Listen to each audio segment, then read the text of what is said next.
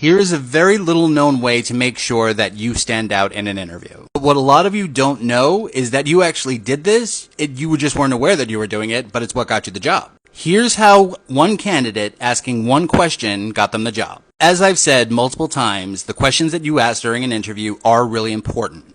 Any article, any video, any piece of content that says here's the top 5 questions, or here's the one secret question, or here's the top 10 questions you should ask is bull. Because while the question that you ask in an interview is important, it should be natural and endemic to that specific interview. As I've mentioned before, the best types of questions to ask are going to do 2 things at once. They're going to answer something that you are genuinely curious about, and they're also going to demonstrate your value. I break these up into 2 different types, connection-based questions or humble brag questions. A connection-based question is showing the interviewer that you are extraordinarily competent, familiar, and in full understanding of what this team, what this role, what this system, what this process, what day-to-day work looks like. A humble brag question asks a question in which you can also utilize to demonstrate your own skills and competencies. So case in point, we were looking for a director of financial integration. This person was going to be leading a team of 25 people internationally regarding an acquisition that we just had that was also based in 2 locations. And even more fun, the acquisition had also just acquired a company the year before. This person was going to be responsible for all of the financial integration, compliance, reporting, and processing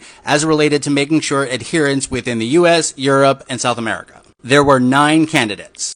I was on the panel to do the leadership elements. By the final stage, there were 4. All 4 did a good job. During the interview, didn't wait to the end, but as a natural part of the conversation said, let me make sure I understand. What's happening is this, and it's reporting into this, and here's the issue over here, and here's what's being done over here, so this is the problem that you're looking to solve. He was about 90% correct. The head of finance made one small correction. When we did the deep dive, this person was selected because of that question. It was not because he asked it.